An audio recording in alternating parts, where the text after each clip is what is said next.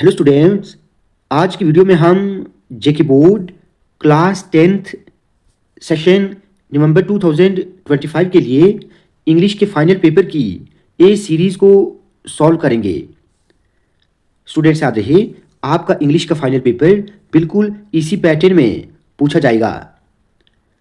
तो चलिए स्टार्ट करते हैं। सबसे पहले आपको बता दूं कि इंग्लिश के पेपर में आपको सेक्शन ए में रीडिंग कॉम्प्रिहेंशन देखने को मिलेगा। कुल मिलाकर ये सेक्शन 15 मार्क्स का है। आसानी के साथ आप ये 15 मार्क्स हासिल कर सकते हैं, लेकिन इसके लिए आपने इस सेक्शन को अच्छे से रीड करना है और अच्छे से समझना है। तो देखिए, फर्स्ट क्वेश्चन है, read the extract given below and answer the questions given at the end. सबसे पहले आप एक्सट्रैक्ट को अच्छे से रीड करेंगे और अच्छे से समझेंगे कि ये एक्सट्रैक्ट किस पोएम का है और इसके राइटर कौन है। ठीक है। You brought me to bloom with the earliest vernal breeze. आप एक्सट्रैक्ट की हर लाइन को अच्छे से पढ़ेंगे, अच्छे से समझेंगे कि इसमें क्या बताया गया है। होपफुली आपने पहचान लिया होगा। अब देखिए, फर्स्ट क्वेश्चन क्या है, what does the speaker ask not to be subjected to. इसका सही आंसर ऑप्शन बी रहेगा, ट्रायल्स एंड शेम। ठीक है, आप चेक करना कि क्या ये आंसर्स इस एक्सट्रैक्ट के साथ मैच कर रहे हैं या नहीं। क्लियर। ये पेपर आपकी तैयारी को चेक करेगा कि आपने कितनी तैयारी की है। दूसरे नंबर पर है, what is the speaker compared to in the third line. इसका सही आंसर ऑप्शन बी रहेगा, ड्यू। थर्ड नंबर पर, according to the speaker what is far from humanity. इस क्वेश्चन का आंसर आप मुझे खुद कमेंट करके बताएंगे, आप खुद ढूंढेंगे कि इसका सही आंसर क्या होगा। हु इज द ऑथर या पोइट ऑफ दिस स्टैंजा। तो इसका सही आंसर ऑप्शन बी रहेगा, G.A. महजूर। फिफ्थ नंबर पर, what poetic device is used in the phrase like dew, how long shall I wait for the first flash of the sun. इसका सही answer option C रहेगा, simile. अब दूसरे number पर देखें, read the following passage and answer the questions given at the end. ये passage 5 marks की रहेगी। आसानी के साथ आप ये मार्क्स हासिल कर सकते हैं, लेकिन सबसे पहले आपने पैसेज को अच्छे से रीड करना है, क्योंकि ये पैसेज कम से कम 2 पेजेस की रहेगी। ठीक है, तो सबसे पहले हर एक लाइन को आप अच्छे से पढ़ेंगे और अच्छे से समझेंगे। क्लियर। आप वीडियो को बीच में पॉज करना, इसको रीड करें और देखें इसमें क्या बताया गया है।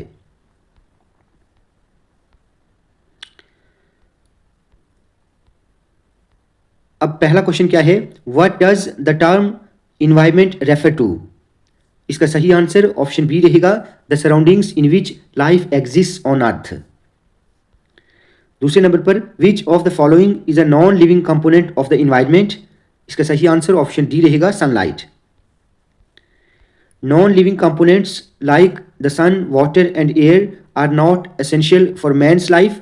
ये ट्रू है या फॉल्स, ये आप मुझे खुद बताएंगे। What is a major threat to the environment according to the passage? इसका आंसर भी आप खुद ढूंढें, खुद इस पैसेज को रीड करें और बताएं सबसे बड़ा थ्रेट क्या है। Right the suitable title of the passage. जब आप इस पैसेज को रीड करेंगे तो आपने एक टाइटल भी इस पैसेज का सोचना है। ठीक है, एग्जाम में आपको टाइटल पूछा जा सकता है कि आपको टाइटल लिखने के लिए बताया जाएगा, तो आप इसका टाइटल बताएंगे। उसके बाद, read the following bar graph carefully and answer the questions given at the end. सबसे पहले आप इस बार ग्राफ को अच्छे से समझेंगे कि इसमें क्या बताया गया है, ये बार ग्राफ किसके रिलेटेड है। ठीक है, इसमें आपको या तो एडवर्टीजमेंट के रिलेटेड पूछा जा सकता है, या बार ग्राफ के, या पाई चार्ट के। ठीक है, तो आपने सबसे पहले इसको अच्छे से समझना है कि ये बार ग्राफ किसके रिलेटेड है और क्या है और इसमें क्या बताया गया है। ठीक है, होपफुली आपने इसको अच्छे से देख लिया होगा। अब देखिए, इसके रिलेटेड जो क्वेश्चंस यहाँ पर बनाए गए हैं, what does the graph represent.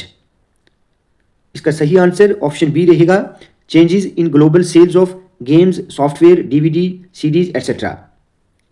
Which category had the highest sales in the year 2000? ठीक है, तो सबसे ज़्यादा 2000 में किसकी सेल हुई है? तो देखिए, सबसे ज़्यादा 2000 में यानी यहाँ पर जो सेल हुई है वो हुई है सीडीज़ की। क्लियर? सेंटर वाला ये डीवीडी का है और फर्स्ट वन ये गेम्स एंड सॉफ्टवेयर का है। तो इसका सही आंसर ऑप्शन सी रहेगा, सीडीज। थर्ड नंबर पर, in which year did DVD video sales peak according to the graph? ठीक है, इसका आंसर आप खुद ढूंढकर बताएंगे। Then which product category shows a consistent decline in sales from 2001 to 2003? तो इसका सही आंसर ऑप्शन ए रहेगा, गेम्स सॉफ्टवेयर। आप यहां पर देखें, सबसे ज़्यादा किसकी सेल कम हुई है 2001 से लेके 2003 तक। देखिए, ठीक है, ये वाला और ये वाला, ठीक है, इन चारों की 2003 तक कम सेल हुई है और ये ग्राफ, ये बार ग्राफ रिप्रेजेंट करता है गेम्स एंड सॉफ्टवेयर को, गेम्स सॉफ्टवेयर को। उसके बाद लास्ट में है, what is the approximate sales value of series in 2002? ये भी आप मुझे कमेंट करके खुद बताएंगे। उसके बाद सेक्शन बी की बात करें, ये सेक्शन ग्रामर का है और 10 मार्क्स का रहेगा। Fill in the blanks by using correct forms of verbs given in the brackets.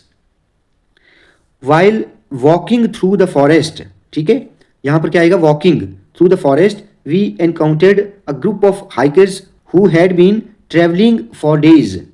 Travelling, ठीक है, यहां पर आईएनजी लगेगा, travelling for days. They asked if we could share our map with them as theirs was damaged, ed, ठीक है, damaged। उसके बाद यहाँ पर ये आपको नरेशन की एक पैसेज दी जाएगी, rewrite the passage in indirect form, ठीक है, इसको आपने इनडायरेक्ट फॉर्म में लिखना है। I came here yesterday from a village, he said. Why did you come? I asked. My mother sent me to you with this letter. तो students, narration पर मैंने एक ऑलरेडी वीडियो अपलोड की हुई है। आप इंपॉर्टेंट नरेशन पैसेजेस लिखें bye बुनियाद उर्दू, आपको यूट्यूब पर मेरी इंपॉर्टेंट पैसेजेस मिल जाएंगी जो एग्जाम में आपको पूछी जा सकती हैं। तो इसका आंसर जो है, आप क्या लिखेंगे, ही टोल्ड मी, ठीक है, he told me that he had gone there, he had gone there the previous day from his village, from his village। here का देर हो जाएगा, ठीक है, yesterday का previous day हो जाएगा। होपफुली आपने इन नरेशन के रूल्स को अच्छे से समझा होगा, ठीक है। अगर आपने इनको पढ़ा है तो ये कुछ रूल्स होते हैं जिसके अकॉर्डिंग हम इसको चेंज करते हैं। उसके बाद I asked him why he had gone. He replied that his mother sent him to me with that letter। जिसका that हो जाएगा, sent him to me with that letter। तो इस तरह आपने इसको इनडायरेक्ट फॉर्म में लिखना है। उसके बाद 6 नंबर पर यहाँ पर 4 एरर्स हैं, ठीक है, आपने इसको करेक्ट करके दोबारा लिखना है। अब पहले नंबर पर यहां पर क्या आएगा, ये जो मिस्टेक यहां पर है, much of the folk tales deliver the message quite clear. Many of the, ठीक है, many of the folk tales deliver the message quite clearly, LY। There is a story about Birbal not being allowed to attend the, attending नहीं आएगा, attend आएगा, ठीक है, to attend the king's free lunch, ठीक है। Then this happened in spite of his high intellectual abilities, ES, abilities. तो ये कुछ 4 मिस्टेक्स थी जो आपने अच्छे से करेक्ट करनी है। उसके बाद सेक्शन सी, ये राइटिंग स्किल का है और ये सेक्शन 25 मार्क्स का रहेगा। क्वेश्चन नंबर 7 में यहाँ पर दिया है, complete the dialogue in any suitable way in about 100 to 120 words. देखिए स्टूडेंट्स, ये राइटिंग स्किल के क्वेश्चंस हैं।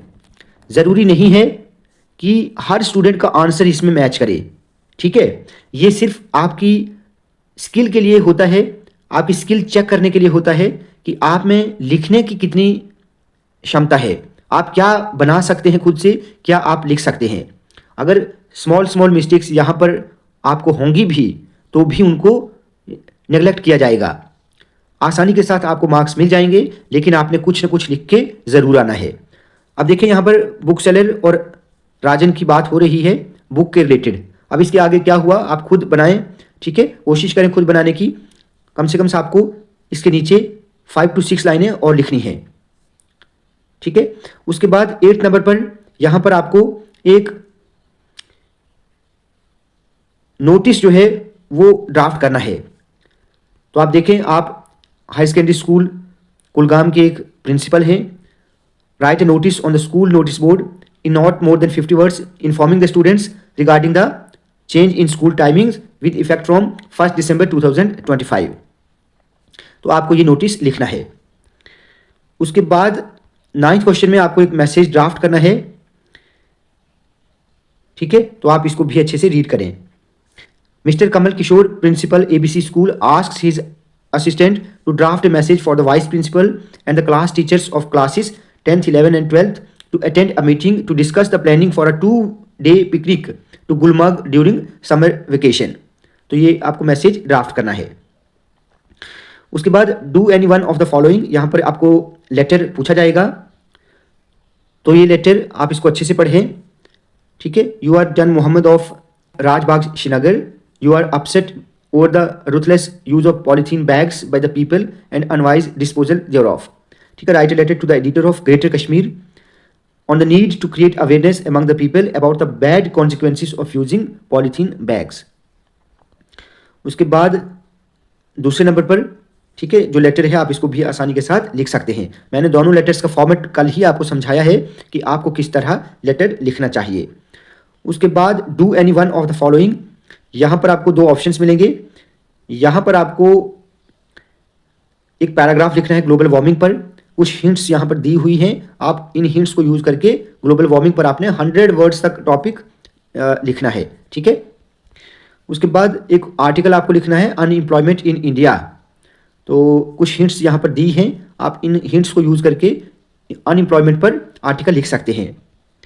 देन आपको एक स्टोरी पूछी जाएगी, ठीक है। ये स्टोरी बिल्कुल फिक्शनल होती है, ज़रूरी नहीं है कि ये स्टोरी आपने पढ़ी हो, ठीक है। मैंने आपको ऑलरेडी बता दिया, आपने सिर्फ खुद से ही आगे कंटिन्यू करना होता है, जस्ट आपकी स्किल को चेक करने के लिए कि आने वाले फ्यूचर में आप खुद से लिख सकते हैं या नहीं।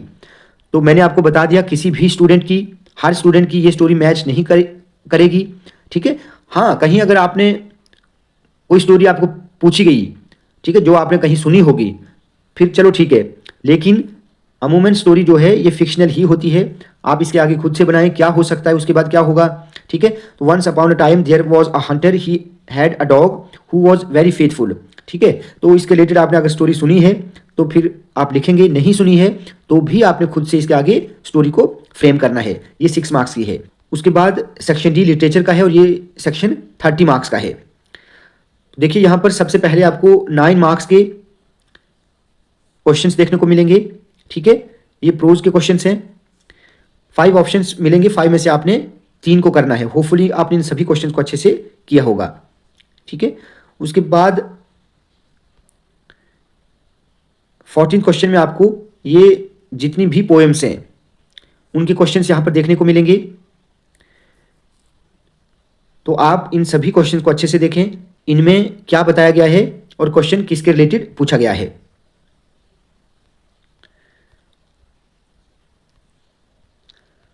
ठीक है। उसके बाद 15th क्वेश्चन में आपको जो आपके सिलेबस में शॉर्ट स्टोरी है वहां से ये क्वेश्चन पूछा जाएगा। 3 ऑप्शंस मिलेंगे, 3 में से आपने एक को ही करना है, ठीक है। And the last one is 16 number पर जो आपके सिलेबस में प्ले है द प्रपोजल, वहां से ये क्वेश्चंस पूछे जाएंगे, आपने 2 में से सिर्फ एक को ही करना है। तो देखिए मोस्ट इंपॉर्टेंट क्वेश्चंस हैं, आप इन सभी क्वेश्चंस को अच्छे से तैयार करें। स्टूडेंट्स, आज की वीडियो आपको अच्छी लगी हो तो आप प्लीज़ इस वीडियो को ज़्यादा से ज़्यादा लाइक और शेयर करें और चैनल को सब्सक्राइब करना ना भूलें।